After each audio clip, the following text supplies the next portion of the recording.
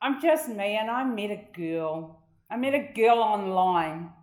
Met a girl online after I asked my friends. So, because I'd had 15 years of a bit shit, just a bit of a crap relationship with a boy, I'll just add. That might have been the reason. No, not really. It was just what it was, and I didn't have the guts to leave. I hadn't found my courage at that point. I don't know. I thought it was behind the curtains or under the mat. I got a life full of shame, full of bad choices, full of limiting beliefs on my own self-worth, and I didn't think I was worthy of this Mills and Boon's concept called love, this Harlequin romance of an idea, and right down to my choice of furnishings, of decorations. Notice I'm wearing my partner's heart she carved for me at our blessing recently, and it is the two of us. And I always used to say to people, I don't like hearts, they're so cheesy. It was kind of this, I was the 85-year-old man Hannah was talking about with these cheesy quotes. I was like that towards love. And really it was because I was a scaredy pants. I was too scared to love with my whole heart because I was going to get hurt. From a girl who had abandonment issues, fear of rejection, and attachment issues, I was terrified of this concept. So I just filled my life with other stuff. I filled it with sex, drugs, rock and roll. I filled it with friends, family. Did I mention the sex, drugs, rock and roll? I went through a few decades of the sex, drugs, rock and roll to get to this point of meeting a girl online. And it was during Matariki that I'm on my phone in the middle of the night still texting this girl, trying to find the courage to go and visit her. But I was scared.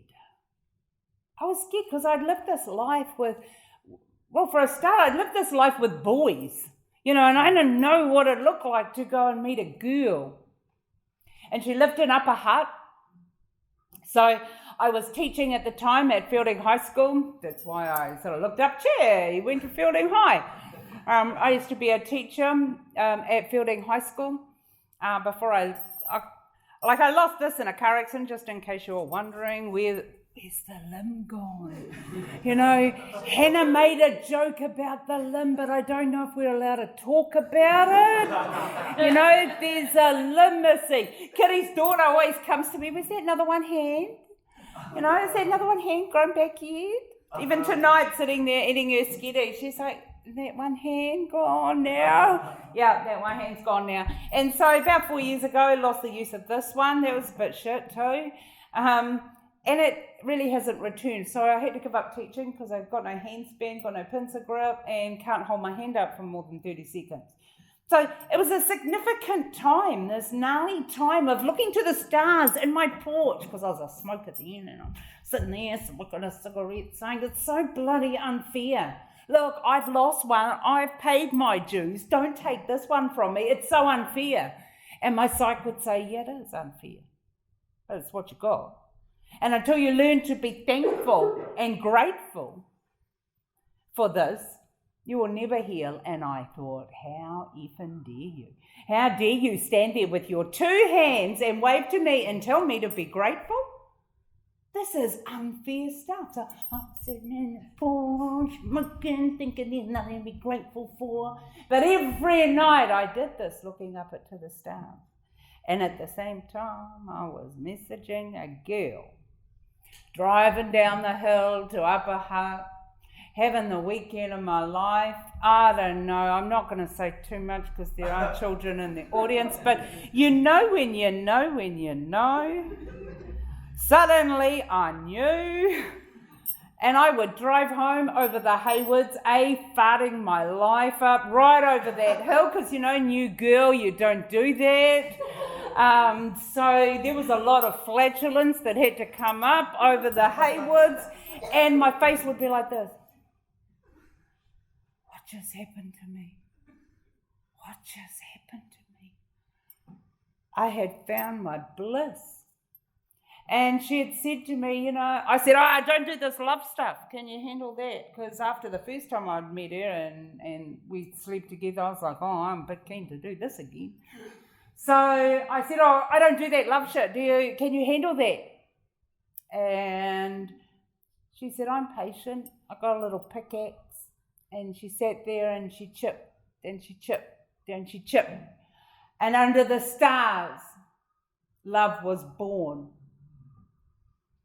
And I had to get rid of this fantasy world, this Mills and Boon's concept of what I thought love looked like, in order to see that I have been surrounded like the stars with the most beautiful araha maho life. I just had to change the lens on which I saw it. And so in this journey of finding love, I sit out on that porch still tonight, without the cigarette, I might just add, gave up smoking. But sitting under those stars every night and think about what I am grateful for. I am grateful that my partner Chris was patient for me. And she waited in order for me to catch up to this concept, this thing that I wanted with my whole heart, but I didn't know how to reach for. I'm grateful that we're all here tonight sharing stories, sharing our araha, connecting through community. It's so, so vital. And because I'm a public speaker and I've been taught to speak, it's this big fancy word, exultaneously or something like that, I'll just say it fast, which means we speak from the heart. I have my notes over here in a notebook and it's closed and I have no idea what I was going to say. So I'm just hoping that my story sounds a little bit like my notes. If it doesn't, that was the story that was meant to come out. And I think that's what storytelling is all about. When you speak from the heart, you can't be wrong. When we bear our hearts on our sleeve, on our, not on our hand, hold it in our hand, this one. When we hold love in our hand, we look, the two-handed clapping, never a thing. Not a thing. We reach for the stars. We're just grateful. I'm so thankful that you're all here tonight sharing our stories. And I know that you're gagging at the bit now to come and join us. Become a part of Pure Rehua. I've learned that tonight. I listened to the tense that Api spoke, the title of our society, and I thought, that's how you really say it. So thank you for that.